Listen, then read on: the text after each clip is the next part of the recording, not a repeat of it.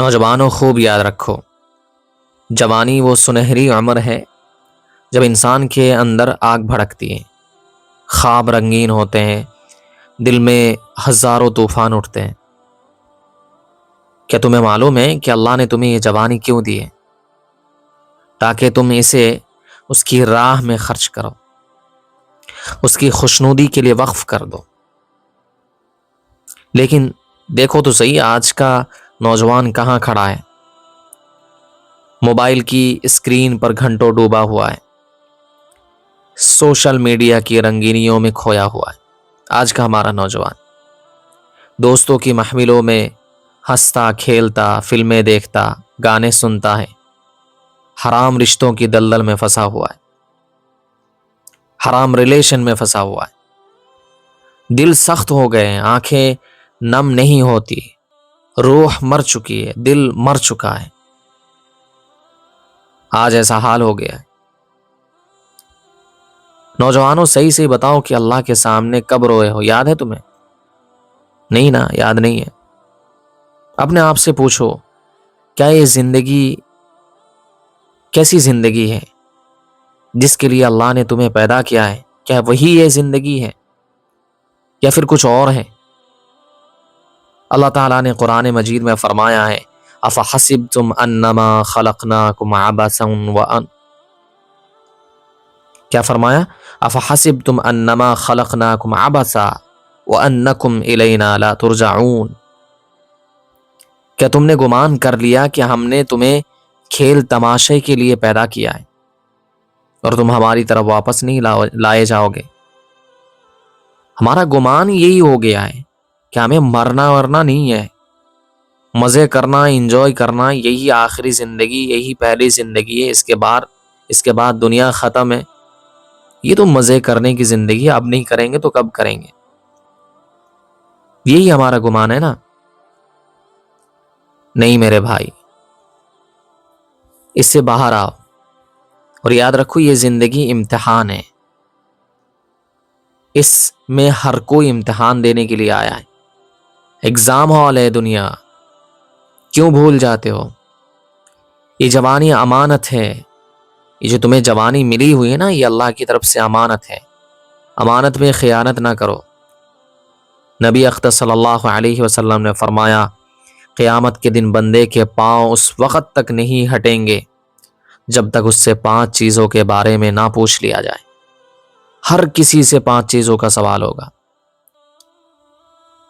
اس کی عمر کہاں گزار دی؟ جو عمر اللہ نے تمہیں عطا کی ہے وہ عمر تم نے کہاں گزاری؟ اس کی جوانی کیسے گزاری؟ اللہ نے جو تمہیں جوانی دی ہے وہ جوانی کیسے گزاری؟ اللہ نے جو تمہیں مال دیا ہے وہ مال کہاں سے کمایا اور کہاں خرچ کیا؟ حلال طریقے پر کمایا یا حرام طریقے پر کمایا؟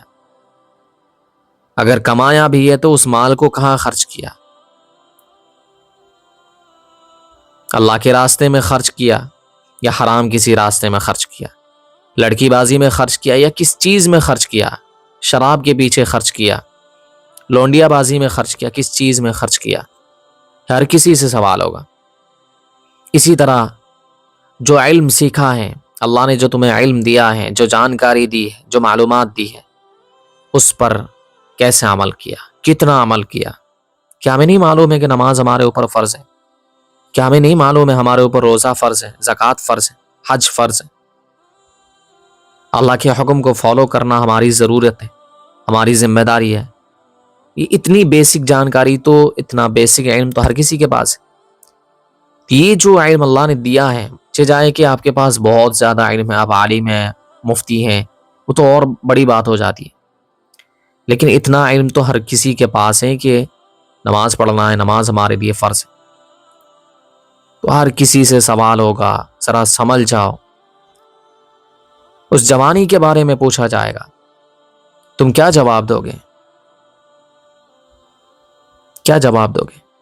یا رسول اللہ میں نے ٹک ٹاک بنائے، یہی جواب دو گے؟ اگر اللہ کے نبی تم سے سوال کر لے روز محشر میں تو یہی جواب دو گے، میں نے ٹک ٹاک بنائی ہے، ریلیں بنائی ہیں، لائکس جمع کیے ہیں، کامنٹ جمع کیے ہیں، پارٹیاں کی ہے، حرام دیکھا، حرام سنا ہے؟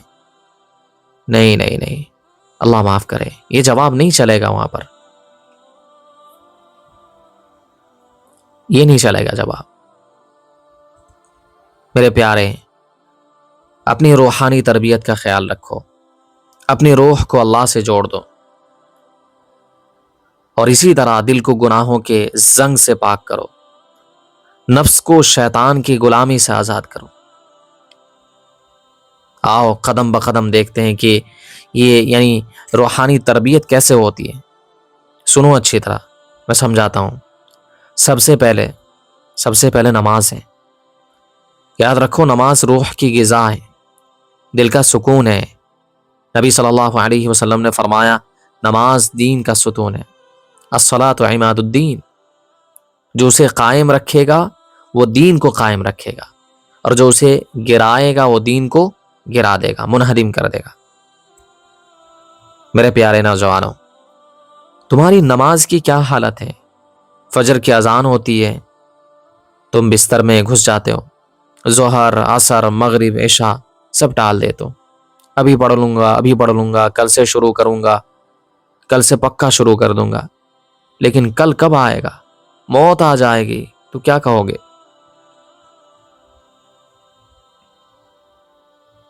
یاد کرو ان نوجوانوں کو جو کل تک تمہارے ساتھ ہنس رہے تھے، کھیل رہے تھے، پارٹیاں کر رہے تھے، موج مستی کر رہے تھے، عیاشی کر رہے تھے۔ آج وہ کہاں ہیں؟ آج وہ قبر میں پڑے ہیں۔ ان کی نماز کا کیا بنا؟ تم بھی وہیں جاؤ گے، ہمیں بھی وہیں جانا ہے، ہر کسی کو وہیں جانا ہے۔ نماز چھوڑنے والے کے لیے نبی صلی اللہ علیہ وسلم نے کیا فرمایا؟ جس نے نماز کو جان بوجھ کر چھوڑا، اس سے اللہ اور اس کے رسول کی ذمہ داری ختم ہو گئی ہے۔ کتنی بڑی وعید ہے! اگر اللہ نے اپنی ذمہ داری ختم کر دی، اللہ کے رسول نے ختم کر دیے، تو وہ تو جیتے جی مر گیا، ختم ہو گیا، اس کی زندگی کا کوئی مقصد ہی نہیں ہے۔ میرے پیارے بھائیوں، آج سے عہد کرو فجر کی نماز جماعت سے پڑھوں۔ آج سے عہد کرو کہ فجر کی نماز میں جماعت سے پڑھوں گا، مسجد جاؤں گا، اللہ کے گھر میں کھڑے ہو کر اللہ کے سامنے روؤں گا، سجدے میں گر کر معافی مانگوں گا۔ یاد رکھو، اللہ تمہارے آنسو دیکھ کر رحم کرے گا اور تم اللہ کے مقرب بندے بن جاؤ گے۔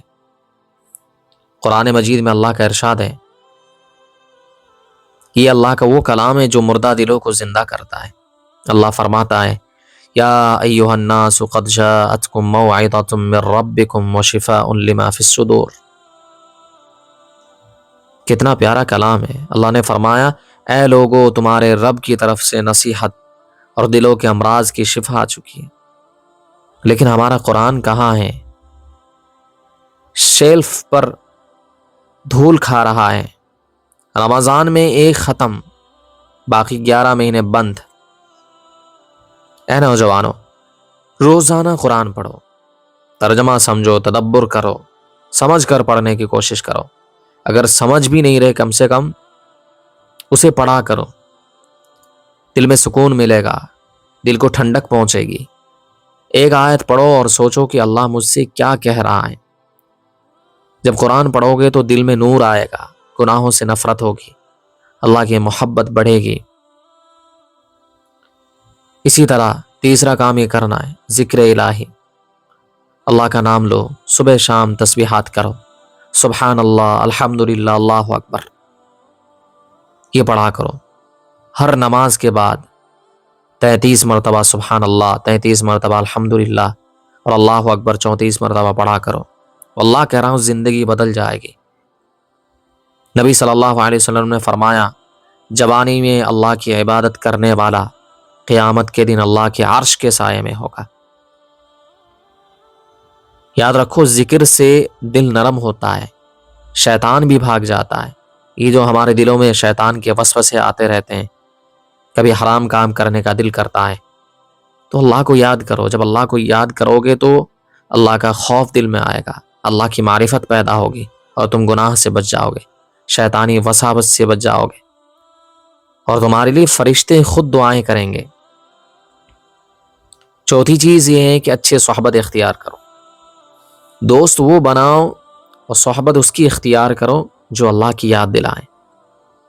آج تمہیں بگاڑنے والے دوست آپ کو ملیں گے، بہت زیادہ ملیں گے۔ مجھے بتاؤ کون ایسا بندہ ہے، کون ایسا بچہ ہے، نوجوان ہے جو ماں کے پیٹ سے ہی سٹا مارنے والا بن کر پیدا ہوا ہو، شرابی بن کر پیدا ہوا ہو؟ کون ایسا ہے؟ ایک دکھا دو مجھے جس نے شراب پینا سیکھا ہو اپنی ماں کے پیٹ سے، جس نے جوا کھیلنا سیکھا ہو اپنی ماں کے پیٹ میں، جس نے سٹا مارنا سیکھا ہو اپنی ماں کے پیٹ سے، جس نے حرام کاری سیکھا ہو اپنی ماں کے پیٹ میں؟ کوئی ایسا ہے نہیں نا۔ یہ ساری چیزیں اور یہ گناہ کے کام، یہ غلط اور گندی بری عادتیں ہم کہاں سیکھتے ہیں؟ دوستوں کے ساتھ رہ کر سیکھتے ہیں، برے دوستوں کے ساتھ بری صحبت میں آ کر سیکھتے ہیں۔ نبی صلی اللہ علیہ وسلم نے فرمایا آدمی اپنے دوست کے دین پر ہوتا ہے، اس لیے تم دیکھ لو کس کے ساتھ دوستی کر رہے ہو۔ غلط دوست تمہیں جہنم کی طرف لے جائیں گے۔ مسجد کے نوجوانوں سے ملنا شروع کرو، انہیں دوست بناؤ جو 5 وقت کی نماز پڑھتے ہیں، انہیں دوست بناؤ جو مسجد کا رخ کرتے ہیں، انہیں دوست بناؤ جو نہ تو نشہ کرتے ہیں، نہ تو سگریٹ پیتے ہیں، نہ تو شراب پیتے ہیں، اچھی لائف اچھی زندگی گزار رہے ہیں، انہیں دوست بناؤ۔ دینی مجالس میں بیٹھو، علماء کی صحبت اختیار کرو، علماء سے محبت کرو، ان کے پاس جایا کرو۔ تم عالم نہیں ہو تو کیا ہوا، مگر ان کے پاس جاؤ، ان سے اپنی پریشانی، اپنی تکلیف، اپنے دل کی جو کدورت ہے، جو پریشانی ہے، گناہ میں دل چاہتا ہے، دل لگتا ہے، وہ سب کچھ ان کے پاس جا کے بیان کرو کہ میں اس پریشانی میں مبتلا ہوں، مجھے نماز پڑھنے کا دل نہیں کرتا، صرف غلط عادتیں میرے اندر سے کیسے چھٹے گی، یہ ساری چیزیں ان سے جا کے بیان کیا کرو۔ آج سب سے بڑا مسئلہ یہ ہو گیا کہ ہم علماء کے پاس جاتے ہی نہیں۔ بیماری ہے مگر ڈاکٹر کے پاس جاؤ گے نہیں تو شفا کیسے ملے گی، علاج کیسے ہوگا تمہارا؟ تمہیں کوئی بیماری ہے، فرض کرو کہ کینسر ہے یا اس سے کوئی چھوٹی بیماری لے لو، ٹھیک ہے، بخار ہوا ہے تمہیں اور تم سوچ رہے ہو بس ایسے ہی ٹھیک ہو جائے، ایسے ہی ٹھیک ہو جائے۔ کیسے ٹھیک ہو؟ جانا پڑے گا نا طبیب کے پاس، ڈاکٹر کے پاس جانا پڑے گا، تب جا کے ٹھیک ہوگا، ٹھیک ہے۔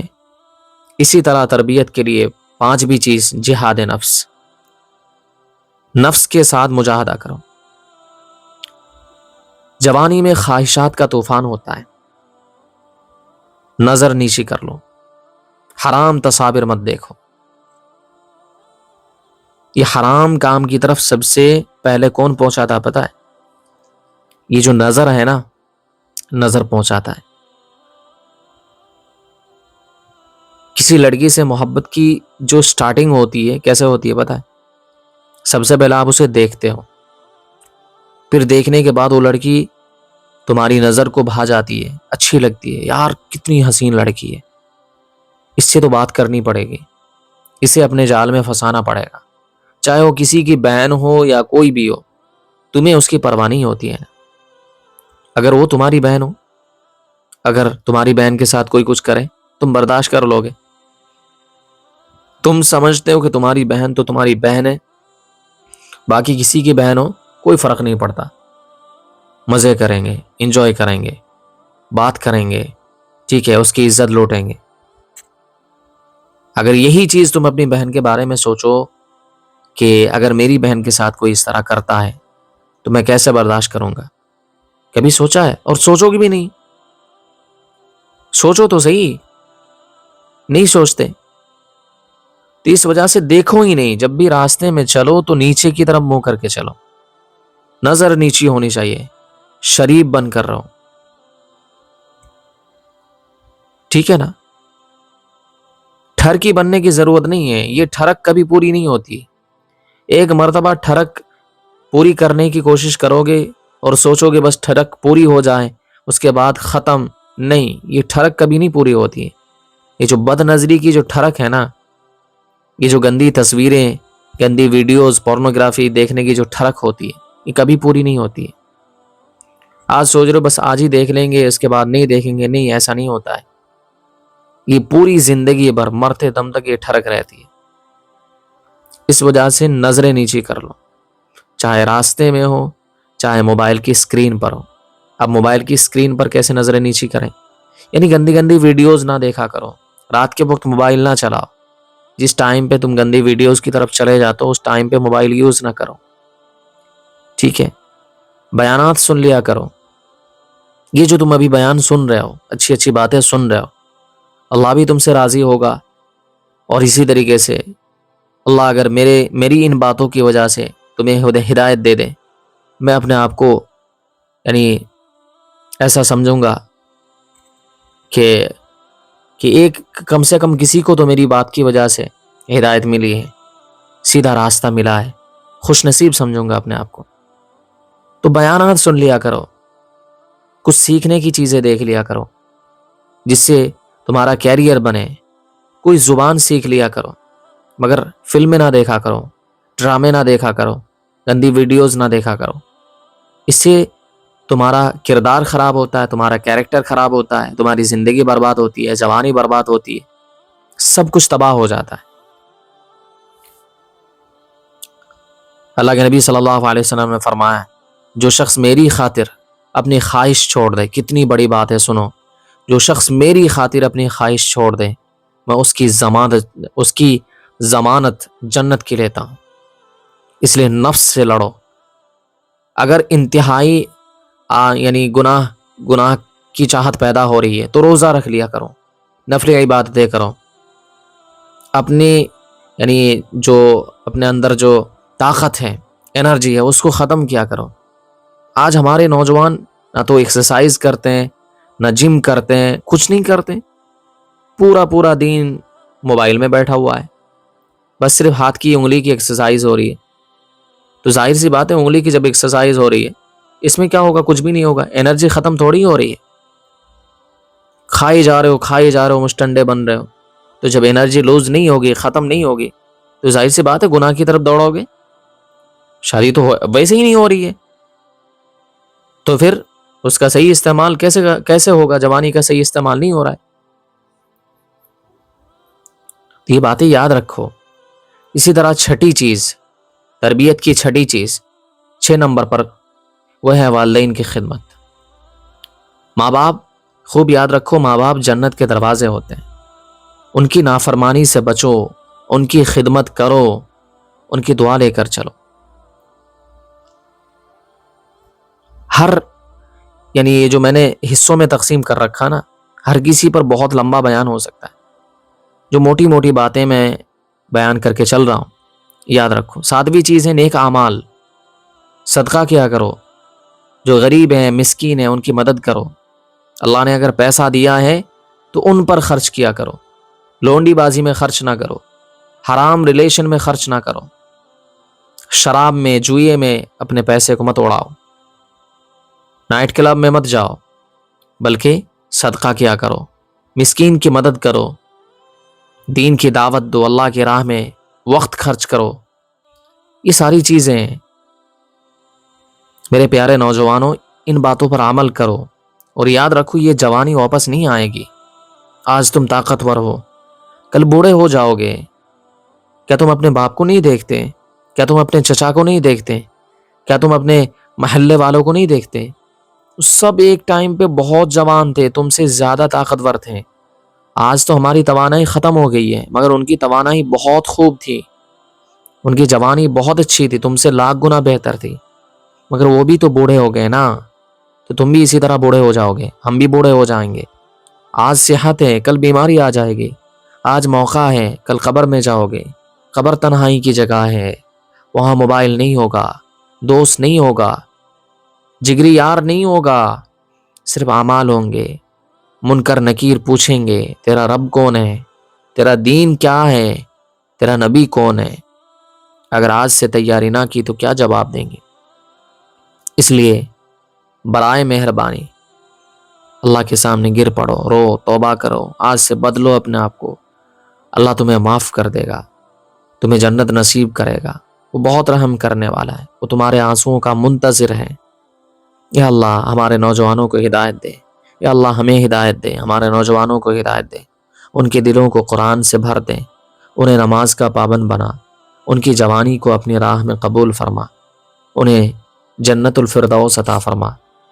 اے نوجوانوں، اگر یہ بات دل کو چھو گئی نا، جو میں نے اب تک بات کی ہے تم سے، تو آج سے شروع کرو، ایک نماز بھی مت چھوڑو، اللہ تمہارا ساتھ دے گا، تم امت کے ستون بنو گے انشاءاللہ۔